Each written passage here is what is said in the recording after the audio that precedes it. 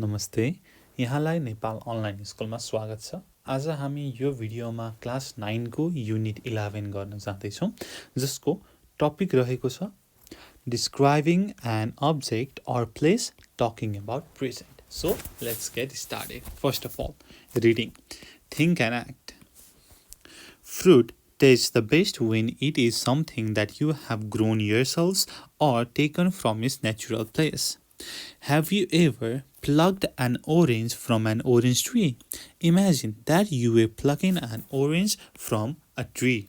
Discuss the following questions with your partners. भनेर भनेको छ। तपाईले कहिले ओरेन्ज ट्रीबाट ओरेन्ज टिप्नु भएको छ हैन? फ्रुट चाहिँ त्यसको मुख्य स्वाद हैन, ओरिजिनल टेस्ट कुन बेला हुन्छ त भन्दाखेरि व्हेन त्यो चाहिँ आफैले उमारेको होस् अथवा त्यसको नेचुरल प्लेसबाट लिएको होस् है। अब यहाँनिर क्वेसन छ, आफ्नो साथीसँग गर्नु पर्यो। A, what do you see around you भनेर भनेको छ। अब तपाईको वरिपरि के देख्नुहुन्छ भनेर भनेको हो सिम्पली। अब तपाईले लाइक यु क्यान से है। अब मैले एउटा एन्सर दिएँ, I see many more orange trees with ripened oranges bowing downwards. हैन, यस्तो झुकेको हैन, bowing downwards. B, what do you hear भनेर भनेको छ। So what do you hear त के सुन्नुहुन्छ? I hear the sounds produced by bees, birds and wasps all around. Let me repeat that again. I hear the sounds produced by bees and wasps all around. C, what do you smell? अब मैले अघि न ओरेन्जकै कुरा गरेँ हैन। I smell the mild blowing scents of the peels of the oranges. D, how does the orange taste? भन्दाखेरि orange tastes very much sweet and delicious when it is well ripened. ठिक छ, यसरी तपाईले भन्न सक्नुहुन्छ। Okay, study time. Read the childhood experience of the writer about eating oranges and find out the describing words from the text. How fruits taste the best. When I was 10 years old, my mother took me to Syangja. It was during winter vacation. My brother Purba, who was 14 years old, was also in our excursion. Mother told us to respect nature and learn where our food comes from. She added, fruit tastes better when we get it ourselves. To learn more and enjoy delicious oranges, we headed towards an orchard. After an hour of walking, we reached the place where we saw orange trees loaded with ripe and tempting oranges. I still remember the taste and the smell of those nectars. Many large and small, green and ripe oranges were blooming and shining. I felt as if the big and small trees were welcoming us, bowing with juicy sweet oranges, greeny leaves and prickly thorns. An attractive orange that was the size of a cricket ball seized my eyes. It was plummy and pulpy. Although the prickly stem ends scarred me, I could imagine the juice inside it. Only thinking of tiny seeds and delicious juice inside could tempt anyone. I smelled it and imagined the sweet honey-filled nectar inside.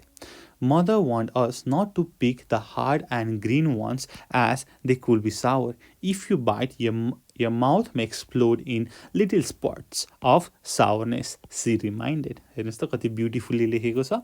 My brother enjoyed many oranges sitting in a corner which was just beside the orange tree. My mother, whose childhood had passed in that particular area, was rather excited. She was busy filling her bag with large and ripe oranges. I too had many, but the last one was the largest and the sweetest one. Then we left the orchard. Since the place was so wonderful, we left with heavy hearts. While returning, my eyes caught sight of a large orange which kept on tempting me. I could easily imagine how soft, juicy, fragrant, and bummy bumpy that one would have been. I wished I could feel its texture and could hold its pleasant smell forever. From that day, I always prefer fruits from their natural places. I have eaten oranges many times since then, but they have never tasted as delicious as the ones in the orchard. हेर्नुहोस् त कति कति beautifully हैन ओरेन्जलाई चाहिँ यहाँ describe गरेको छ है। ओरेन्ज चाहिँ कति मिठो होला हेर्नुहोस् न, भोकाबुलरीको रेन्ज नै धेरै छ। अब यसको हामी एक्सर्साइज गर्छौँ। यहाँनिर को कुरा हामी अहिले तल के त एक्सर्साइजमा गर्छौँ। एकचोटि भिडियो पज गरेर पढ्नु होला है। Enrich your vocabulary, find the words from the text to describe an orange for set भनेर भनेको छ। Okay, let's start with sight हैन। अब देख्दाखेरि साइटको कुरा गरौँ। कस्तो थियो त ओरेन्ज? माथि भने अनुसार first one is attractive, then tiny, then tempting.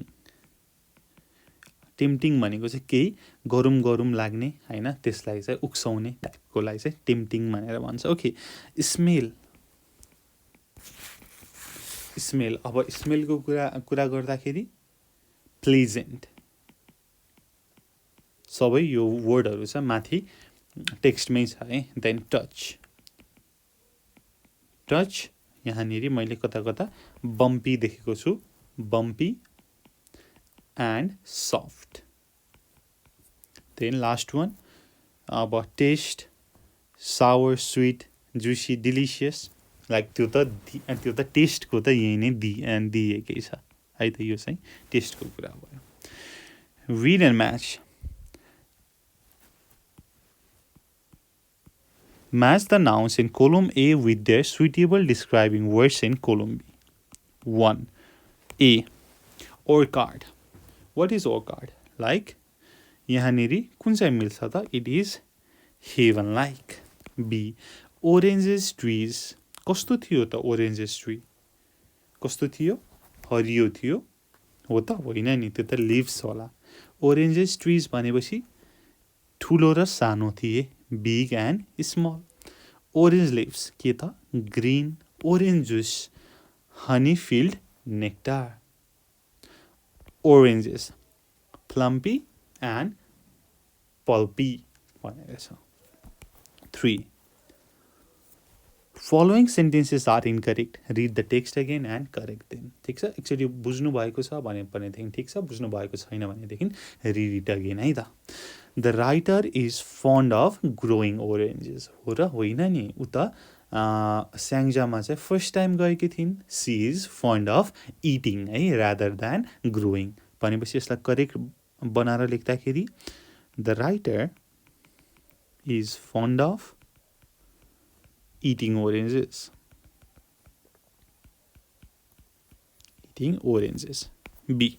Her brother detested the oranges. हो र होइन, detested भनेको hate है, rather he enjoyed the oranges. अब यसको ठाउँमा her brother enjoyed the oranges. C. Orange trees were filled with flowers. हो र होइन नि है, orange trees were filled with oranges अथवा fruits भनेर भन्न सकियो। Mother advised them not to eat unripe oranges because it could be bitter. हैन, bitter हो र होइन, it is sour है, अमिलो, तितो होइन, it's अमिलो, sour. E. While returning, the writer carried a large and tempting orange. हो, she did not carry while she was returning, rather she saw. While returning, the writer saw a large and tempting orange. Read the text again and answer these questions. A. Where did the writer go in the winter vacation? कहाँ गइन् त भन्दाखेरि स्याङ्जामा हैन, orange खानको लागि स्याङ्जामा गइन्, अथवा where भनेपछि स्याङ्जा मात्र लेख्न सक्नुहुन्छ।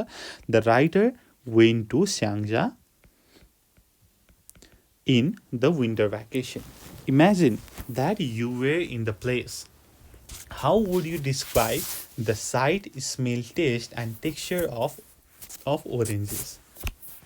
So if I was in that place, I would have described orange was soft, sweet, tempting and very delicious है तपाईले चाहिँ त्यसको साइड स्मेल टेस्ट टेक्सचरलाई चाहिँ आफ्नै वर्डमा डिस्क्राइब गर्नु पर्यो see what advice did the mother give to her children ठीक छ सारो र हरियो चाहिँ नटिपाए नखाऊ है किनकि तिनीहरू अमिलो हुन्छन् भनेर भनेकी थिइन् उनकी आमाले ठिक है हामीले माथि पनि गर्यौं यहाँनेरि the mother advised her childrens not to pick hard and green oranges as they could be sour again D.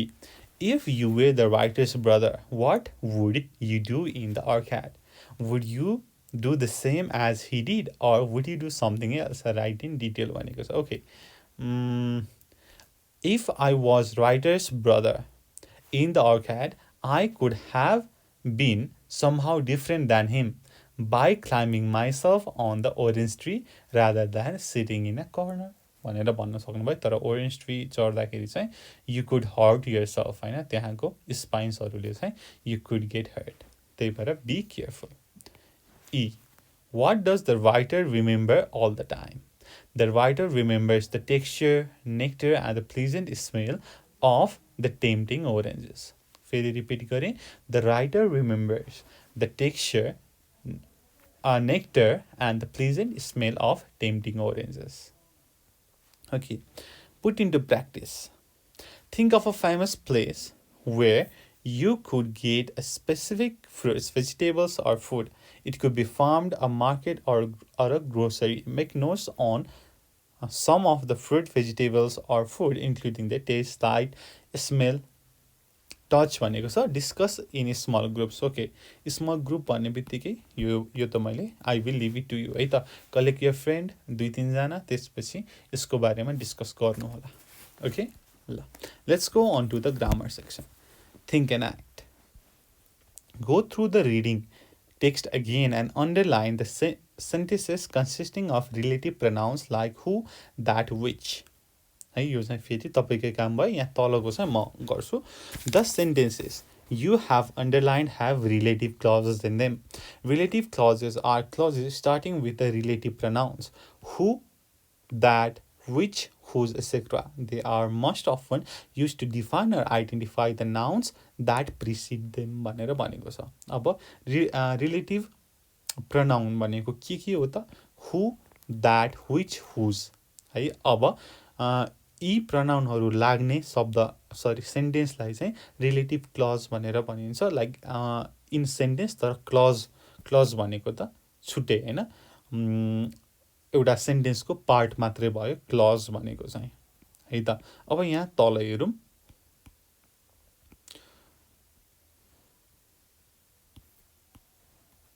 study the following sentences and underline the relative clauses clauses भनेर भनेको छ we met everyone who attempted all the questions. Our first, let me tell you difference between clause and a sentence.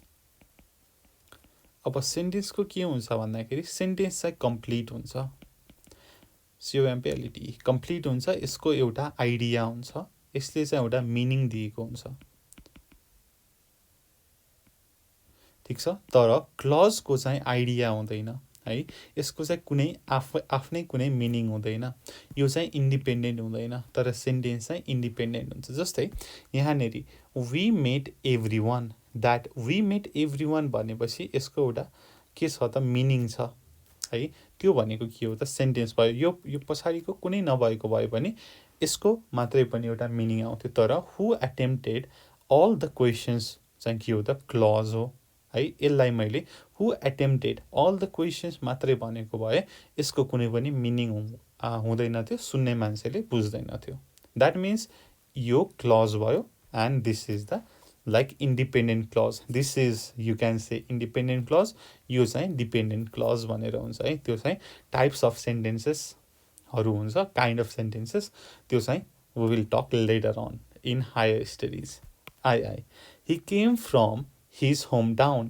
where I visited 2 years ago Third, the book which is on the table is very useful to me. IV, this is the year when they should start working. V, can you tell me the reason why she began to laugh? भनेपछि यसमा के हुन्छ? Can you tell me the reason why she began to laugh? Is there anything that I can do for you? Vishal, whose sister is a singer, has completed a master's degree. VII, the woman whom you saw was an inspector. है मैले माथि भन्न थोरै छुटाएँ. अब क्लजमा पनि dependent clause independent clause भनेर हुन्छ. That is independent क्लजलाई चाहिँ तपाईँ सेन्टेन्स पनि भन्न सक्नुहुन्छ है. Which can stand alone, which has its meaning, which has a complete idea भन्ने कुरा छ. तर डिपेन्डेन्ट क्लज चाहिँ विच इज डिपेन्डेन्ट क्लज भनेको इन्डिपेन्डेन्ट क्लजसँग डिपेन्ड हुन्छ, जसको आफ्नै कुनै मिनिङ हुँदैन भन्ने कुरा बुझिन्छ है त. यो भयो रिलेटिभ क्लजको कुरा. अब तल पनि त्यही छ, हेरौँ है त. Study time. We write the following sentences, choosing the correct relative pronouns from the bracket. I. People that live in grass houses should not throw stones at others. भनेपछि अब people भन्ने बित्तिकै के आउने भयो? Who. People who live in glass houses. That is the building where they saw the film Hostel. I. The dress which Ravi is wearing is very expensive. IV. Look at the 100 rhinos which are drinking in the river. Can I borrow the book that was written by Mr. Pradhan? यसरी गर्न सकियो. Then the next one, B. Study the following examples and join the pairs of sentences into one using suitable relative pronouns. Okay, यहाँ example छ हेरौँ.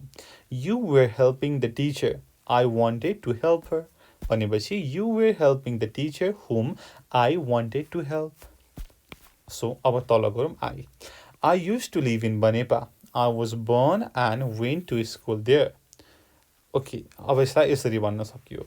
I used to live in Banepa where I was born and went to school. I. He bought the latest model of iPod as if wanted it. यो चाहिँ मान्छेको नाम. So, he bought the latest model of iPod which as if wanted. Third, that's the problem, we solved it together. That's the problem which we solved together. IV. Do you know the people? They work for the development of our nation. Do you know the people who work for the development of our country अथवा nation? V. He collected the information. He downloaded the information from the internet. He collected the information which he downloaded from internet. VI. Tell me about your friends. They can help you in your hard times.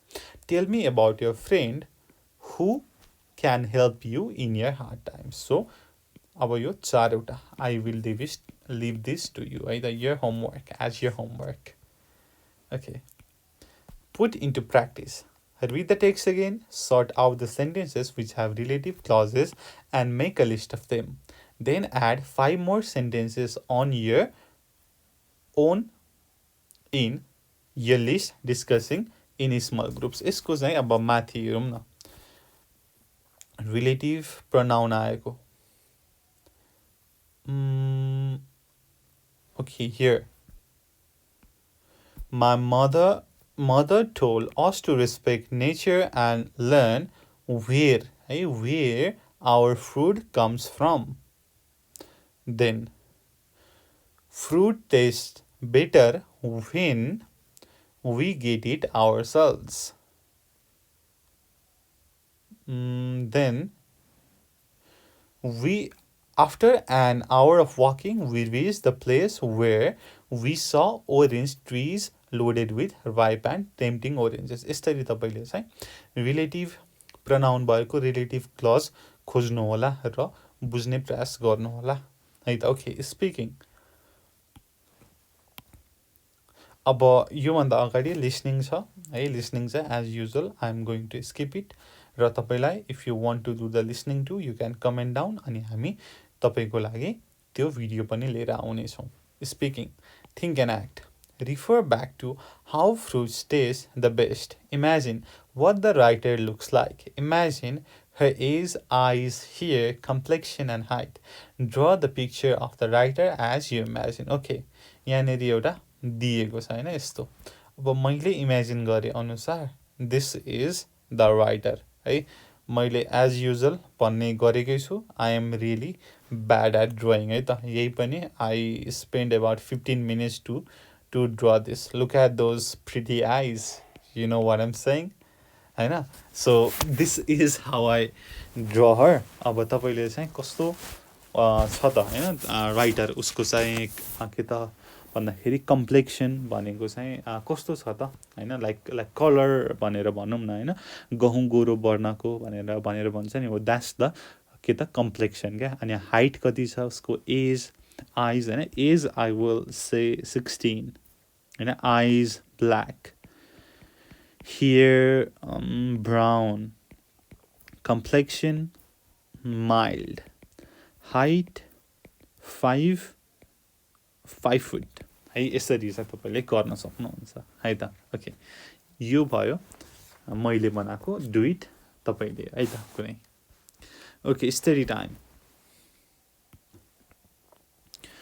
Study this example. Rohit. Aishwarya, would you mind receiving my nephew? He is returning from Dubai, but I am unable to go to the airport. Aishwarya. No problem, but I don't know him. How can I recognize him? What's he like? Rohit. He seems like a gentleman. He's lanky. I guess he is about 6 feet tall. Aishwarya. What's his face like? Rohit. His complexion is fair. He has a long face with a pointed nose. Aishwarya. Oh, I see. Can you please describe him clearly so that it will be easier for me to recognize him from a distance? Rohit. He has curly hair. He has black and sparkling eyes. He is popular for his pinkish lips. Aishwarya. Is that it? Now I won't have any difficulty except in one case. Rohit. What's that? Aishwarya. If he has a beard and mustache. What do you think? Rohit. Don't worry, he is always clean shaven. Aishwarya. Okay. Rohit. I hope you will get him on time and take him home. Thank you for your kind help. Aishwarya, you are welcome. यहाँ चाहिँ हैन तपाईले कसैलाई देख्नु भएको छैन भनेदेखि उसलाई चाहिँ कसरी चाहिँ डिस्क्राइब गर्ने त हैन. माथि यहाँनिर भनेको जस्तै हैन कम्प्लेक्सन उसको चाहिँ वर्ण है. ठ्याक्कै मैले नेपालीमा शब्द पाएँ वर्ण हैन. उ चाहिँ कस्तो छ त, कतिको गोरो छ, कतिको कालो छ भन्ने कुरा हैन. उसको हाइट, उसको आँखा, उसको लिप्स, उसको कपाललाई चाहिँ तपाईले डिस्क्राइब गर्न सक्नु पर्यो है त. यहाँनिर यो गरेको छ. एकचोटि यसलाई फेरि तपाईले स्टडी गर्नु होला. Put into practice. Work in pair. One of you asks and the other describes. Prepare a similar dialogue describing a teacher, staff member of your school. A. अब यसलाई हामी मिलाएर गरौँ है त. म सरर पढ्छु. How do I recognize your brother? अब तपाईले के त यहाँनिर भनेको अनुसार गर्नु पर्यो. ओके, म भन्छु. He is lanky guy, around 25 and has oval well-shaped face.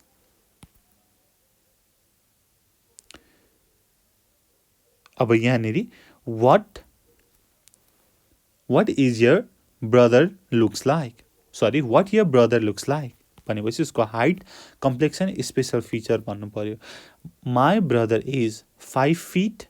He has mild complexion and he has a mole in his cheeks भनेर यसरी भन्न सक्नुहुन्छ. ठिक छ. ओके, यो भयो हाम्रो कुरा. Similarly, how does a new manager look like? She is beautiful lady around 25, has a very much fair complexion and keeps on smiling always. है त्यो चाहिँ स्पेशल फिचर भयो स्माइलिङ always को. So this is it. Then writing. Think and act. Have you ever tasted dumplings? Write down any 3 ingredients that you think are used to make them. Okay, obviously, I know we Nepali love dumpling and a momo. We call it momo.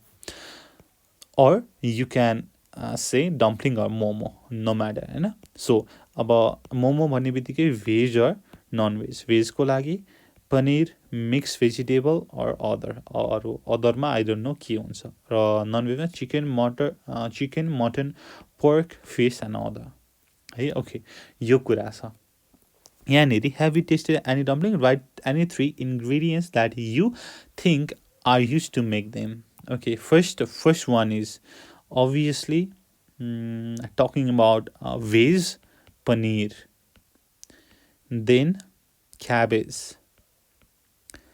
then onion, then salt, then masala, garam masala you can say, है, अथवा के त spices. यसरी तपाईले लेख्न सक्नुहुन्छ. Okay, study टाइममा read the following एसे भनेर डम्पलिङ्स माई फेभरेट फुड भनेर छ है. त यहाँनिर फेभरेट फुड उसको चाहिँ डम्पलिङको बारेमा मोमोको बारेमा भनेको छ है. यो चाहिँ like I will completely leave it to you है. त यसको कुनै एक्सर्साइज नभएको कारणले मैले यो तपाईँहरूको लागि पढिनँ. र यति छ हाम्रो च्याप्टर युनिट 11 मा है. त अब यसमा जान्नु पर्यो के त भन्दाखेरि रिलेटिभ क्लज अथवा रिलेटिभ प्रनाउनलाई चाहिँ चिन्नु पर्यो. र अब कसैलाई तपाईँले डिस्क्राइब गर्दै हुनुहुन्छ भने कसरी गर्ने, उसको height, complexion, sex, age, special फिचरको आधारमा तपाईँले डिस्क्राइब गर्न चाहिँ जान्नु पर्यो. ठिक छ, यति भन्दै मैले यो भिडियो यहीँ टुङ्गाएँ. र तपाईँलाई यो भिडियो कस्तो लाग्यो यु क्यान कमेन्ट डाउन. र केही सल्लाह सुझाव छ भने डिस्क्रिप्सनमा रहेको फोन नम्बरमा फोन गरेर पनि भन्न सक्नुहुन्छ भन्दै thank you so much for watching. Until next time, good bye, keep learning. जय चन्द्र सूर्य, पिस.